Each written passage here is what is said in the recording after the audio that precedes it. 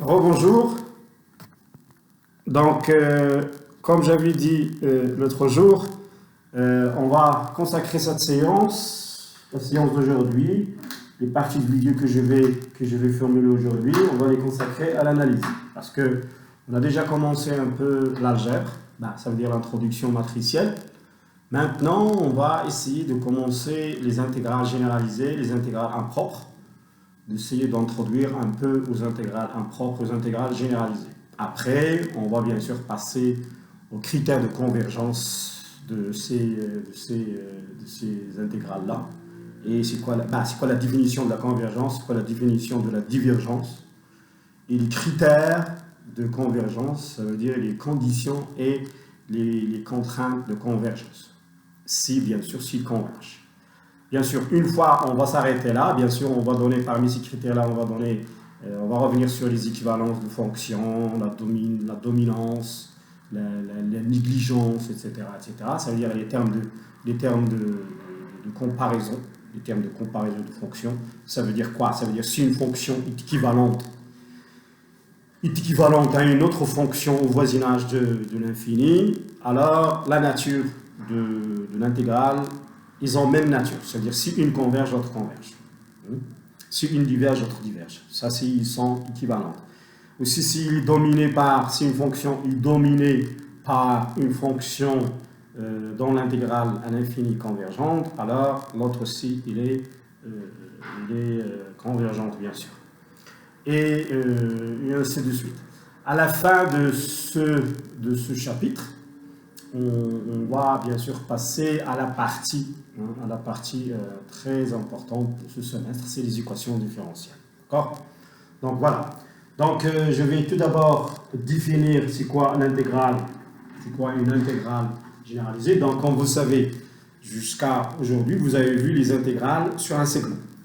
Les intégrales sur un segment, ça veut dire quoi? Ça veut dire qu'on calcule, jusqu'à maintenant, on est capable de calculer l'intégrale d'une fonction f de t dt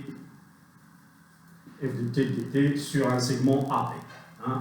AP est un segment fermé, ce n'est pas un segment ouvert, c'est un segment fermé.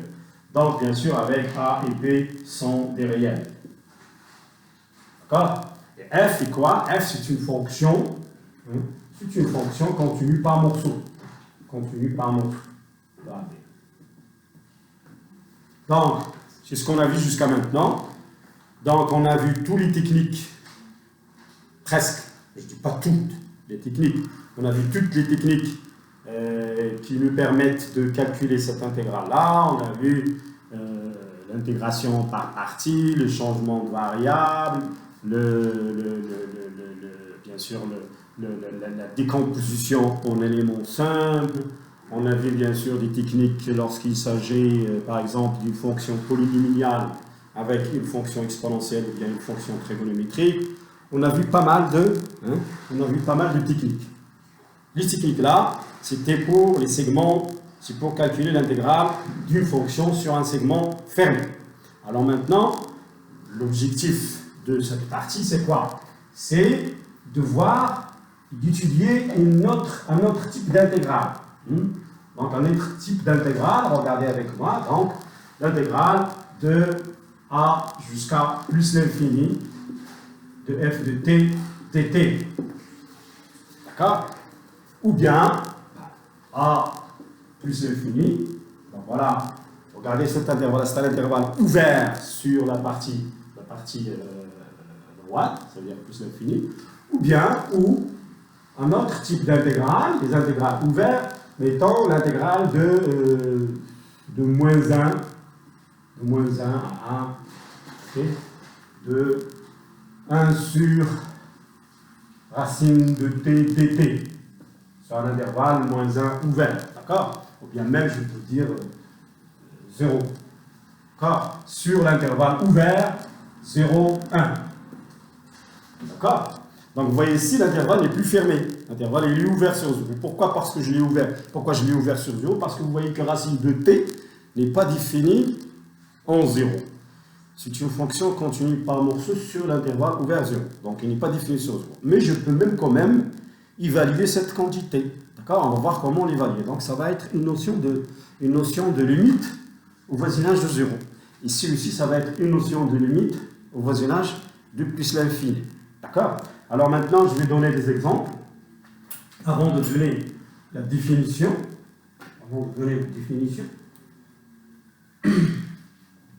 exemple de ces intégrales. Regardez avec moi l'intégrale de a à plus l'infini, on va prendre a c'est 1 par exemple, de l'exponentielle moins t dt. Alors, regardez cette intégrale-là, je parle d'une intégrale sur un intervalle ouvert, parce qu'il est ouvert sur la partie droite, ça veut dire qu'on va jusqu'à plus l'infini. D'accord? On va essayer d'estimer cette quantité-là, à quoi c'est égal cette intégrale-là, et je vais vous montrer comment calculer cette intégrale-là. Géométriquement, de point de vue géométrique, c'est quoi? Du point de vue géométrique, on va essayer de voir c'est quoi cette quantité. Ça, c'est l'aire, c'est l'aire de cette fonction-là. Donc, regardez, voilà, ça c'est la fonction exponentielle moins t, de t qui s'en va vers plus l'infini. Et ainsi de suite. Donc, mettons ça c'est 1. Donc, cette quantité-là, i, c'est quoi? L'intégrale de 1 jusqu'à plus l'infini, c'est la partie hachurée en rouge. C'est la partie hachurée en rouge. Et cette aire-là, ça veut dire la surface, ça va aller jusqu'à plus l'infini.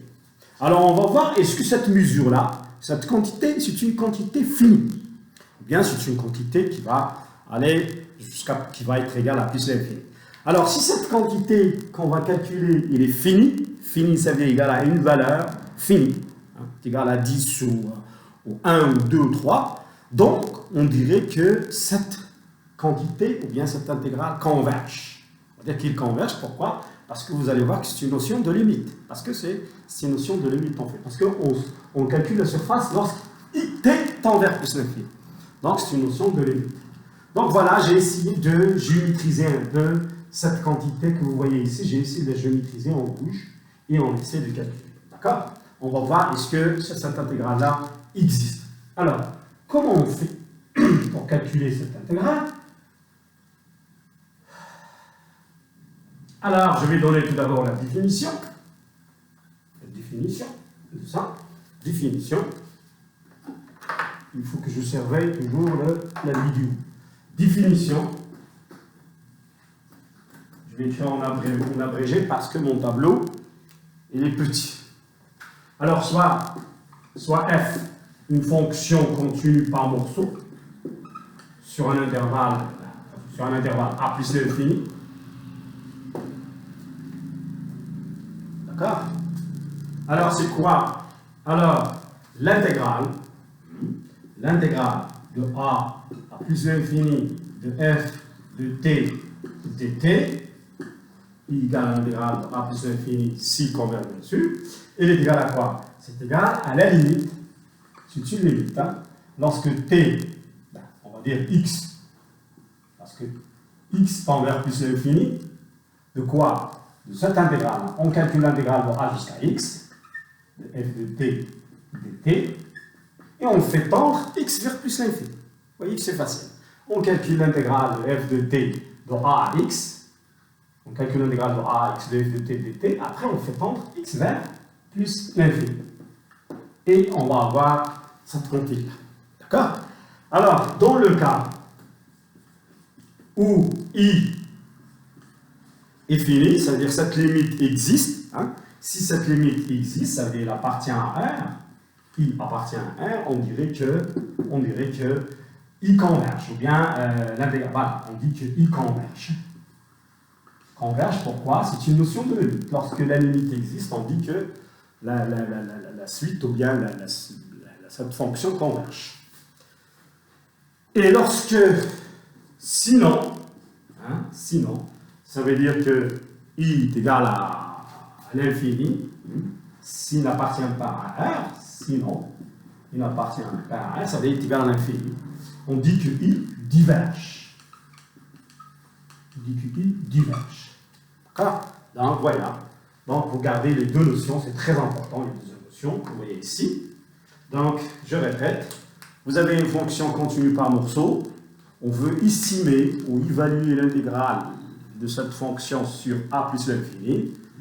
Vous faites quoi? Vous calculez l'intégrale de a à x, hein, de f de t de dt, et vous faites la limite lorsque tend vers plus l'infini. Alors, si vous trouvez une valeur finie, vous dites qu'il converge. Si vous ne trouvez pas une valeur finie, vous dites qu'il diverge. Alors maintenant, voilà, ça c'est la première définition. D'accord? Donc, bien sûr, ça va être la même chose pour les intégrales ouvertes aussi, mais après on va revenir à ça. Là maintenant, on va juste étudier les intégrales de a à plus l'infini. Alors, lorsque je dis de a à plus l'infini, je peux aussi la même chose de moins l'infini jusqu'à a. C'est la même chose. Je peux calculer l'intégrale de moins l'infini jusqu'à a. D'accord? Donc, c'est la même chose. Alors, maintenant, je vais donner des exemples. Je vais donner des exemples pour que vous puissiez comprendre un peu le principe de calcul d'une intégrale généralisée. Voilà. Donc, on les appelle les intégrales généralisées ou les intégrales impropres. Alors, exemple. Exemple.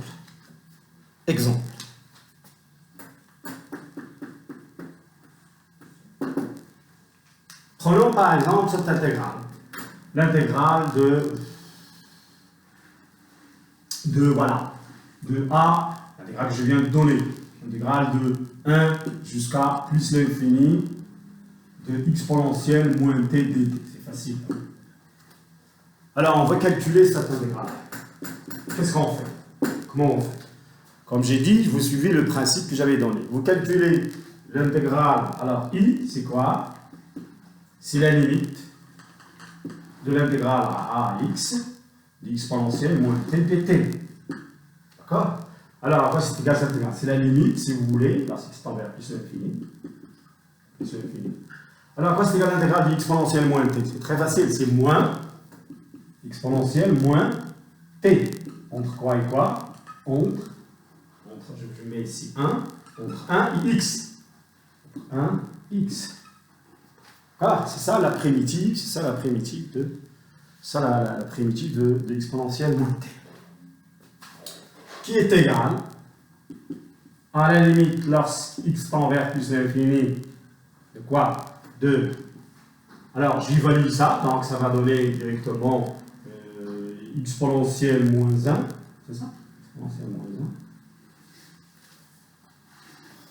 1. Moins exponentielle moins x. D'accord? Qui est égal, alors je fais tendre x vers plus l'infini, tout ça, ça va me donner égal à exponentielle moins 1. Regardez, donc j'ai trouvé que l'intégrale de a plus l'infini de exponentielle moins t dt égale à exponentielle moins 1, ça veut dire que c'est une valeur finie. Hein? Exponentielle moins 1, c'est une valeur finie, donc je vais dire que cette quantité-là, il converge. D'accord? Je vais dire que cette quantité-là, il converge. Alors je vais arrêter la vidéo pour que je puisse relancer une autre.